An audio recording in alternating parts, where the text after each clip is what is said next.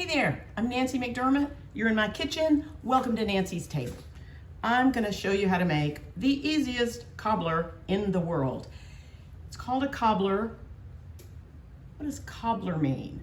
Maybe it means there's biscuit dough on top of sweet, juicy, gooey fruit, and it looks like cobblestones. Maybe it means that you cobble together a little bit of that and this and the other of the remaining ripe fruit of the season. It means a casual, simple, big, easy to share fruit dessert. And my traditional cobbler is the North Carolina style, which is pastry on the bottom, fruit, and then pastry on the top. It's really just another way to have a pie. It's a way to have a gigantic pie that you can serve out with a spoon and not have to make little pieces. But this people call a cobbler cake. The point is, it is so simple. It's called Cuppa-Cuppa Cobbler, and that's because you use a cup of milk, a cup of sugar, and a cup of self-rising flour. Now, self-rising flour is flour. Look at the grocery store in the flour section. Self-rising already has the leavenings in it. Leavenings are the baking powder or baking soda and salt that help doughs and batters rise. Of course, if you're making bread with yeast, the yeast helps it rise. If you're making quick bread or a cake, a butter cake, a traditional cake, you're using baking powder. So because, especially in the South where people make a lot of biscuits, self-rising flour is a standard, and you can find it in most any grocery store in the South. I'll come back to what to do if you don't have that. Right now, let's put this together. So I've got my, first thing is not the flour or the butter or the milk. Sorry. First thing is not the self-rising flour, not the milk, not the sugar, it's the butter. So it's Cuppa, and a stick of butter. So I'm putting my stick of butter. If you wanted to make it vegan and use vegan butter or margarine, you can absolutely do that. Just some kind of good richness fat that will give this a lovely texture and a nice edge. Okay, you can see how soft my butter was. I had to scrape it off. I said it's a warm day here in my kitchen, so I had to, okay. So I've got my butter. I'm gonna go ahead and put this pan in a 350-degree oven because I want the butter to melt. We'll come back to this.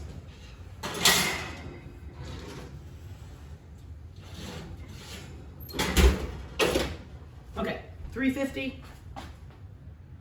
As soon as the butter melts, we'll bring it back out. Meanwhile, let's put the batter of the cake together. The cup of self-rising flour into my mixing bowl, the cup of sugar into my mixing bowl, and a cup of milk. All right, now if you wanted to make this vegan, you could use any kind of non-dairy milk. So if you used a vegan butter or margarine, and get the stick kind. It needs to be a kind that has that same texture as butter, because that's going to make the best cake combination. So not everything in a tub is going to work, but vegan butter will work. Now, it's only 3 ingredients. You don't really need a mixer. Definitely don't need a stand mixer. You could use a whisk, I have, but you don't even need that. This is so simple. Just get a fork, and I'm just bringing it together. I've got the sugar, I've got the self-rising flour, and I've got the milk. And I'm making a simple batter. Did you notice? No eggs. That makes this super simple. And again, it makes it very easy to veganize it. Now, I'm stirring this, and guess what? There's some little lumps. This is like making muffins. You know, you don't have to beat it up as into perfect smoothness like you would if you were making, say, a lovely butter cake with eggs and butter, and you wanted it to have a lovely crumb. This is super simple.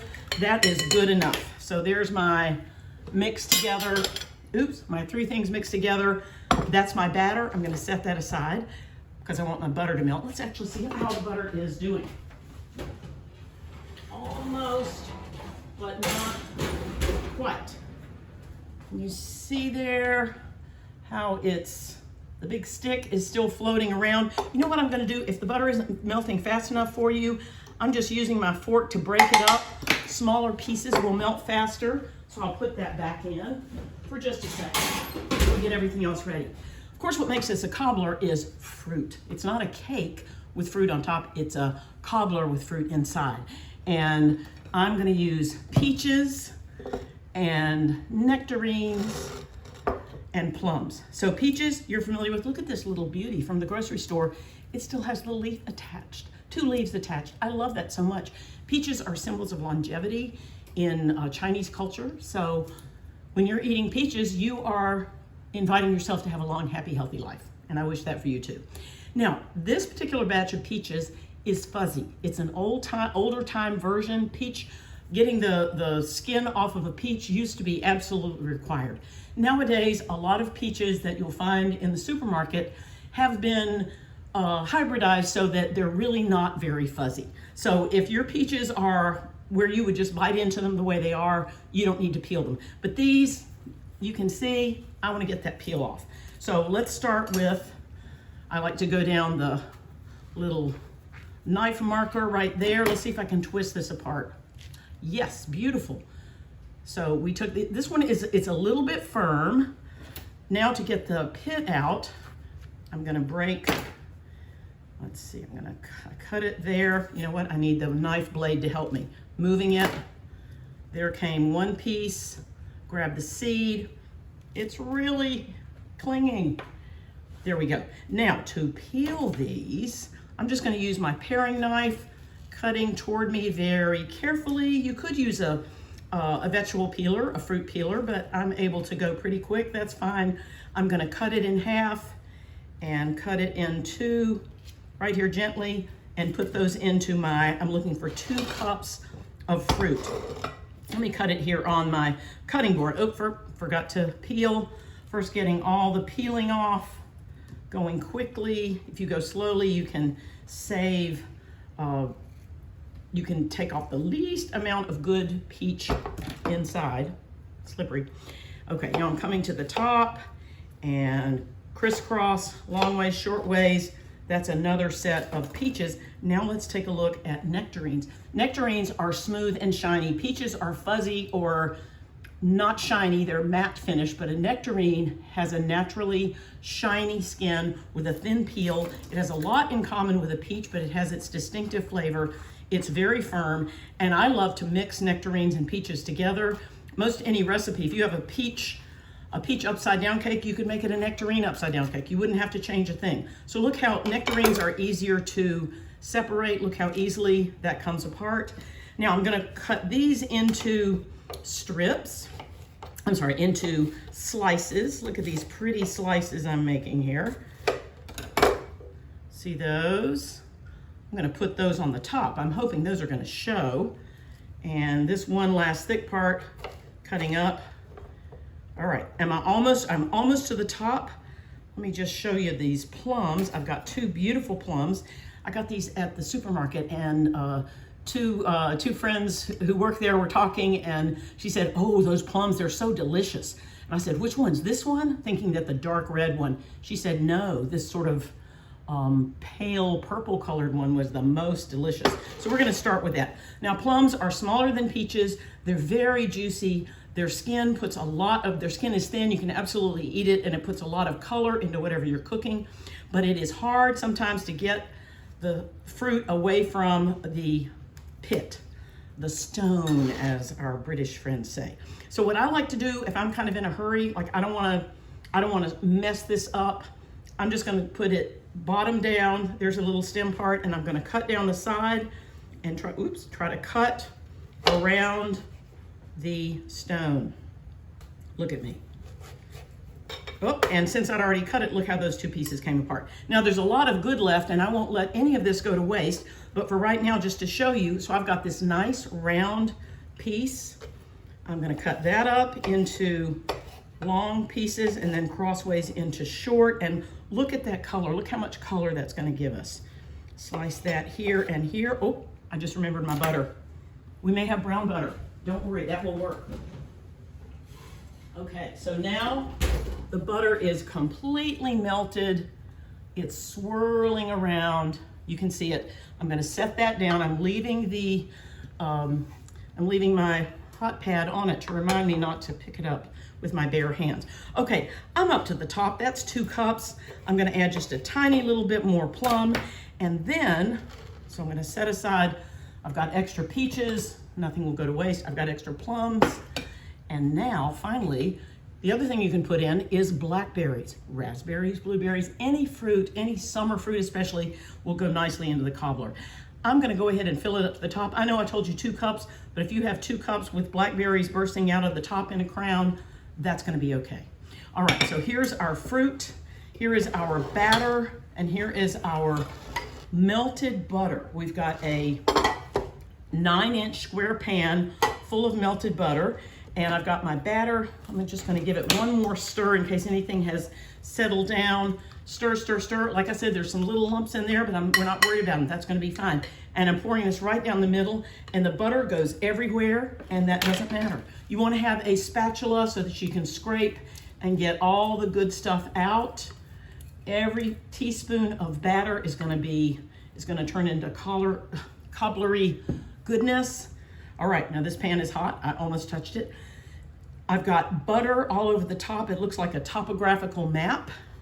And so now I'm going to sprinkle on the blackberries. These are huge blackberries. I might even cut them in half next time. Now I'm gonna just sprinkle all over the top, chunks of peaches, chunks of nectarines, doesn't matter what's where, filling it up. Like I said, this was 2 generous cups. You really can't have too much. I want some to show out, and there we go. So, can you come forward a little bit, see if you can show? Let's see if we can do that. You see down inside? See how, oop, that one's sticking up a little bit. How's that look? Look good? Okay. All right. So I'm gonna put this in the oven at 350 degrees, and I hope you notice there's little blobs of butter everywhere. It's a beautiful, fruity, chaotic mess, and that's not a problem. It's all gonna bake together and be magnificent. I'll put this in my 350 degree oven for 35 minutes, and let's see, oops. I'm gonna set my timer and my oven. I'm using a different pan than I used last time. So I'm gonna start with 35. I feel sure it's gonna need that much, but we may go, yeah, there's 35. It may need more. We may go to 45. Doesn't matter. You're gonna check it and you're gonna say, oh, it looks a little wet, not quite brown enough. You want it to look like this. So here is the finished cobbler. Now, sometimes when I make this, you can just see fruit everywhere. That may be this one, which I put a little bit more. Remember how I went all the way to the top of the blackberries? When you look at it now, you can't tell that there's fruit in there, but don't worry, everybody will know when you serve it. And I will do that in just a minute. Before I do that, I wanted to show you, remember I told you I can help you out if you have a self-rising flour problem. Self-rising flour is plain flour. So I've got a cup of flour here, all-purpose flour, and you would put in 1.5 teaspoons of baking powder, which is baking soda plus cream of tartar plus other things, which helps it rise, and a 1/2 teaspoon of salt. So I put those 2 in. I need a clean fork. So here I have just I have just made self-rising flour by combining a cup of flour, 1.5 teaspoons of baking powder, and a 1/2 teaspoon of salt. So if you don't have self-rising flour at home or at your grocery store, maybe you have it and you say, I'm not going to use it very often. This is a good thing to do. Just make it up when you need it. So for my next cobbler with self-rising flour, I'll have to label this so that I remember. I won't put this back with the regular flour. So that is the way to make self-rising flour. If you would like, before, I just put that in the oven. Before you put it in the oven, after you've got the fruit in, you could sprinkle it with cinnamon sugar. This is sugar, granulated sugar with ground cinnamon stirred in. We use it for cinnamon toast. When I was little, white bread with butter on it, cinnamon sugar on top, and put it in the oven under the broiler, and breakfast heaven, cinnamon toast. So I keep some of this just to sprinkle on top of things. We could sprinkle that cinnamon sugar on top and get a nice little cinnamony aroma and crunch. You could, if you like, put in flavoring. Almond flavor is good with peaches, anything. Vanilla flavoring is wonderful. Any flavoring that you have that you love, put that in there. If you wanted to add spices, you could add cardamom or nutmeg or anything that you think would go nicely in the cake. If you're adding spices, I would stir them in with the flour before you mix it together with the liquid. Okay, and let's see. So, time to eat. I've got a little plate here. This is still warm. I made this about maybe an hour and a half ago, so of course I can touch the pan. It's warm on the bottom, but not so warm that I can't put my fingers there. And I'm gonna, I could go in nicely and make a perfect square, but I like to make sure everybody gets some of the fruit. So I'm just gonna come in on the side here and scoop up and under. And there's some nice peaches, and I want to get a little bit of this purpley blackberry here. So I'm going to come back into this corner. Let me show you what it looks like. See there, that little bit. I don't know if that's a plum or a blackberry, hard to tell. But I get a nice peach aroma here, loosening up that side.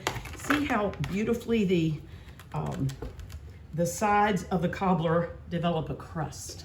That, to me, is one of the very best parts. Now, because the fruits distinguish themselves, so that's about, this is gonna serve about 9. That's a generous 1 section. And like I said, you can do it evenly if you like. So I like to get that fruity business on top. If you want more fruit, I mixed up some chopped up peaches and nectarines and blackberries. I put a tiny little bit of sugar on them so that they're shiny and make a little bit of syrup. So I think I'm gonna just put a little bit of that on the side just to give me extra fruitiness as a garni. And that's ready to go, right? Well, I will never turn down a scoop of ice cream. This is actually frozen yogurt. But when you make a Cuppa-Cuppa Cobbler, it is awfully common to finish it up with a little bit of whipped cream or a little bit of ice cream. So there is Cuppa-Cuppa Cobbler, a cup of self-rising flour, a cup of sugar, a cup of milk, and 1 stick of butter. 1 stick of butter is a half cup, so it's Cuppa-Cuppa, half cuppa. Just call it Cuppa-Cuppa Cobbler. Everybody will know what you mean. It's a beloved recipe. It's been around a long time. Mix up the fruit. Strawberries, of course. Raspberries, why not? Blueberries, yeah. There's, what could go wrong? Too many kinds of fruit? I don't think that's possible.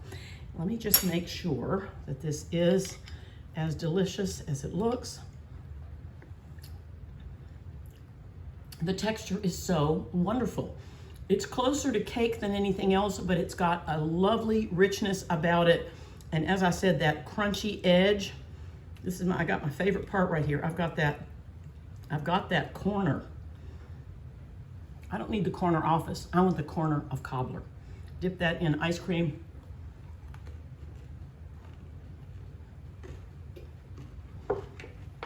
Please forgive me, I'm making noise because it's crunchy. That's Cuppa-Cuppa Cobbler. Use peaches, use plums, use blackberries, all your favorite fruits. Could you use frozen fruits? Of course. You can keep this, I would cover it. Of course, let it get completely cool before you put it away. You could keep it a couple of days in the fridge. You could absolutely freeze it and thaw it back out gently.